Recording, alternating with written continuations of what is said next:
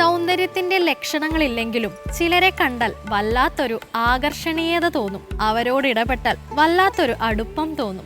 ഇത് ആത്മസൗന്ദര്യത്തിന്റെ ആകർഷണമാണ്. ആത്മസംഘർഷങ്ങൾക്ക് അയവുണ്ടാവണമെങ്കിൽ അത് ആരോടെങ്കിലും തുറന്നു പറയണം. എന്നാൽ മനസ്സിലെ രഹസ്യങ്ങൾ മറ്റുള്ളവർക്ക് മുമ്പിൽ തുറന്നു കാട്ടാൻ പലരും മടിക്കും. ഇത്തരം ഘട്ടങ്ങളെ അതിജീവിക്കാൻ നിശബ്ദമായ മനസ്സുകൊണ്ട് ഈശ്വരനുമായി നമുക്ക് സംസാരിക്കാം.